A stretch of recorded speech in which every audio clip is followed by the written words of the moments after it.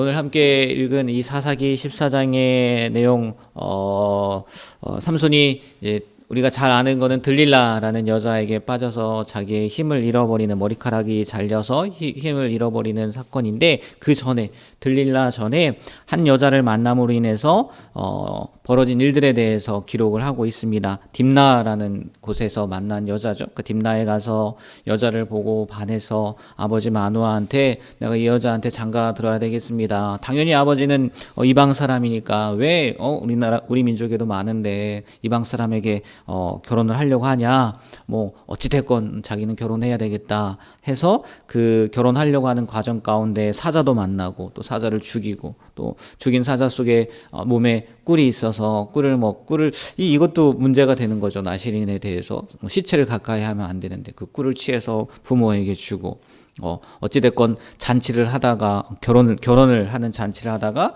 자기가 낸 깨에 오히려 자기가 빠져서 아내가 그 이야기를 해주는 바람에 화가 나서 자기는 떠나고, 결혼을 하려고 했던 아내는 다른 사람의 아내가 되는 그 사건이 오늘 사사기 14장 말씀에 이렇게 기록이 되어 있는데, 오늘 말씀을 보면서 아마 느끼셨을 것 같기도 하고, 아마 그랬을 것 같아요. 저도 이 말씀을 보면서 왜 이런 일이 일어났을까, 아니면 여러 가지 해석을 할 수밖에 없는 그런 구절들이 몇 곳이 있더라고요. 첫 번째는 이 삼손은 태어날 때부터 나시린으로 자랐단 말이에요.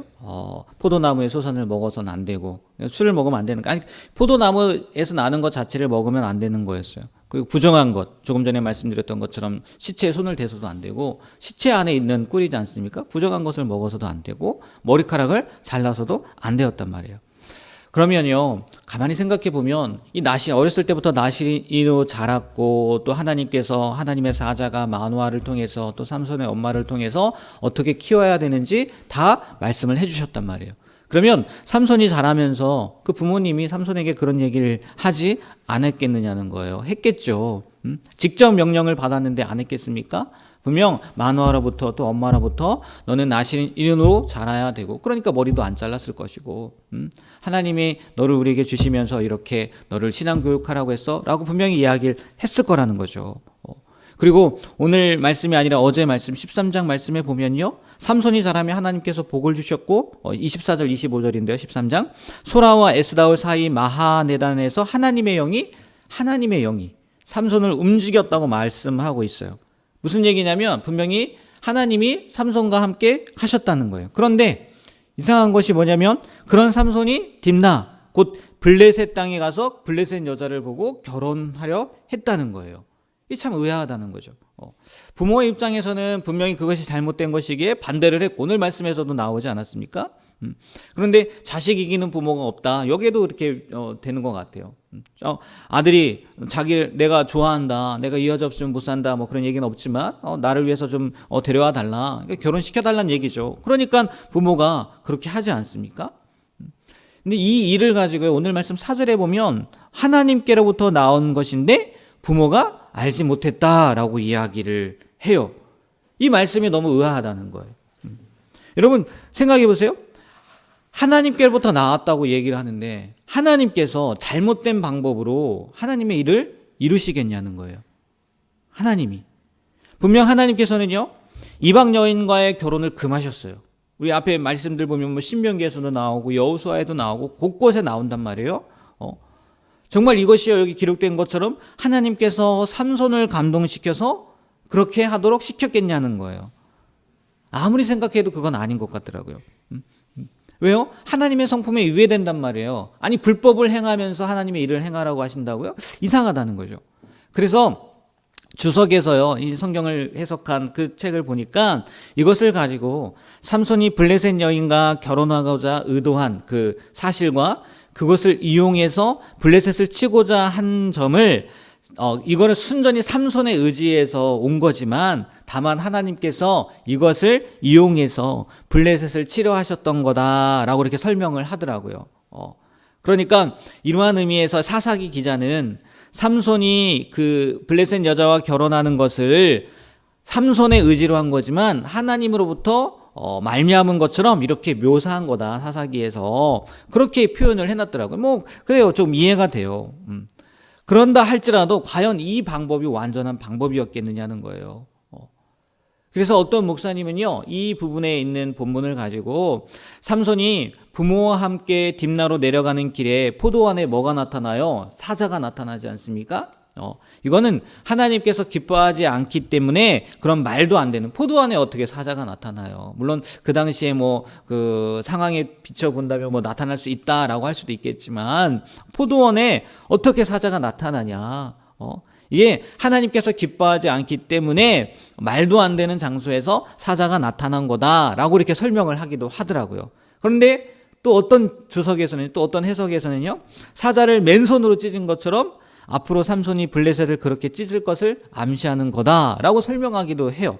똑같은 장면, 똑같은 내용을 가지고, 똑같은 이야기를 가지고 이렇게도 해석을 하고 저렇게도 해석을 하고, 그러니까 참 의아하게 하는 장면들이 나온다는 거예요.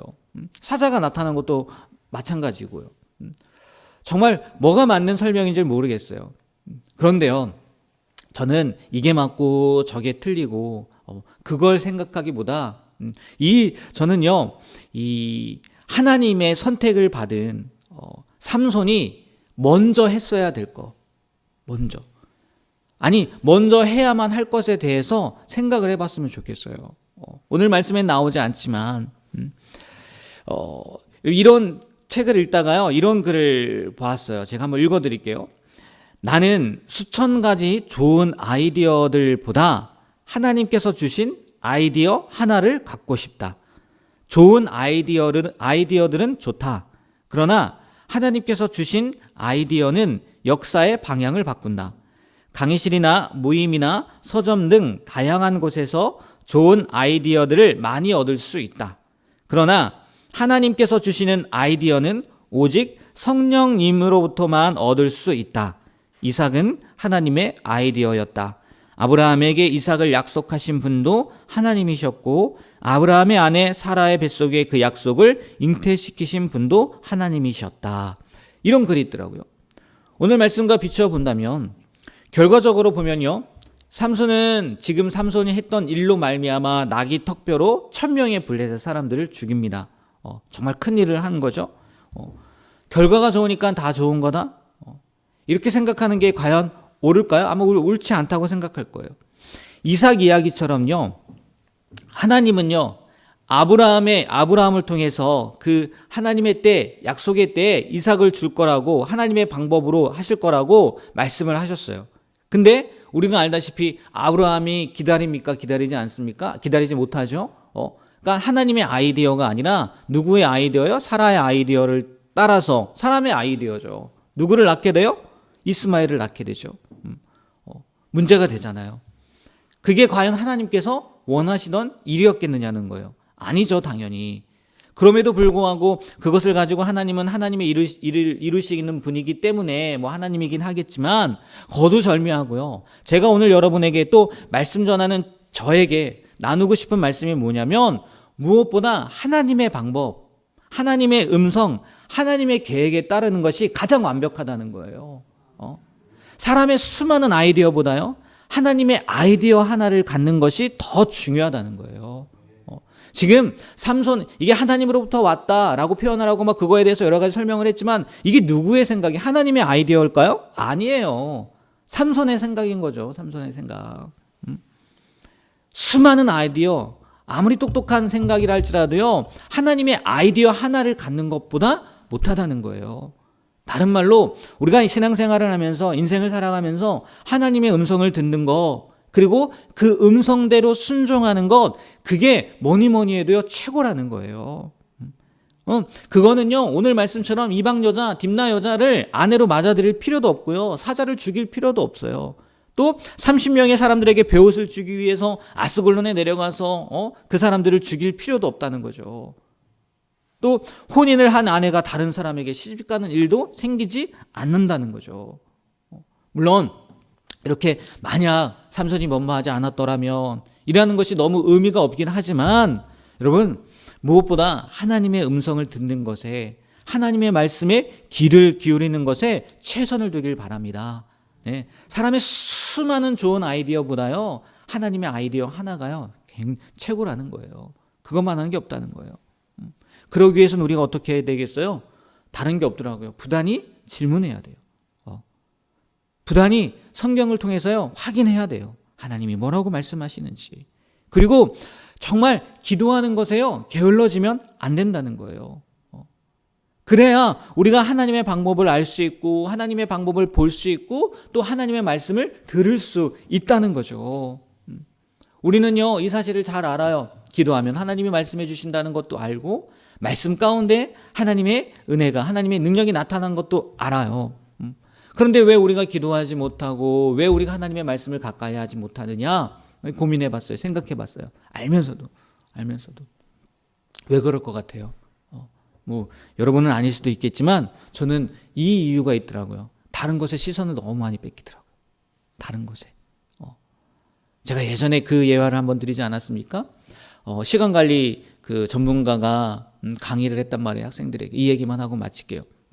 시간관리 전문가가요, 학생들에게 강의를 했단 말이에요. 강의를 하는데 시청각 자료를 갖고 온 거예요. 투명한 어항 같은 거, 항아리 같은 걸 갖고 와서 거기에 큰 돌들을 가득 채웁니다. 그리고 물어요. 뭐라고 물었을까요? 가득 찼냐고.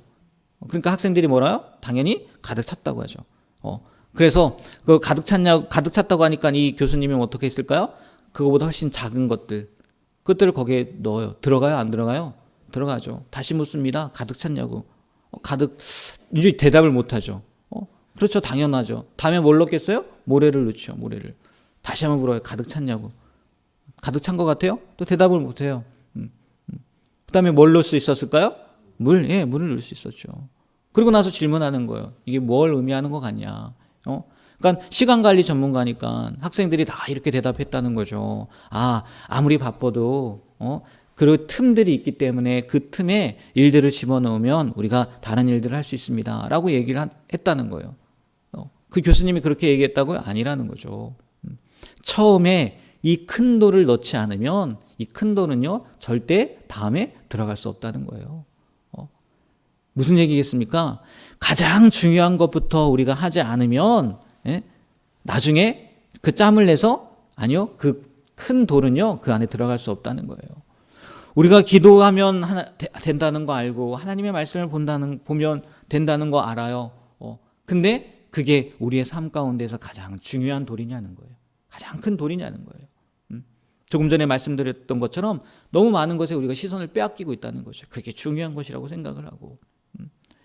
여러분, 오늘 성경은 아니었지만 어느 글을 읽어드렸지만 하나님의 아이디어가요, 하나님의 방법이요, 가장 좋은 방법이에요. 그 방법을 알기 위해서는요, 우리가 늘 아는 것처럼 기도하는 것밖에 없고요, 하나님의 말씀을 보는 것밖에 없어요. 그거에 우리가 최우선을 두었으면 좋겠어요. 오늘 저녁부터 부흥회를 하지 않습니까? 아마 집중해서 하나님의 말씀을 듣는 시간일 테고, 또 그 말씀을 가지고 기도하는 시간일 거예요. 가장 중요하게 여기시고, 또 그것을 통해서 우리가 하나님의 음성을 듣게 되는, 하나님의 방법을 알게 되는 그런 귀한 시간이 되길, 또 오늘도 그런 삶을 살아가게 되길 주님의 이름으로 축복합니다. 기도하겠습니다. 하나님, 오늘도 생명 주셔서 주님 앞에 나와 귀한 말씀을 듣습니다. 특별히 삼손의 이야기를 통해서 우리가 어떻게 살아가야 되는지, 그리고 무엇이 가장 중요한지 깨닫게 하셨습니다.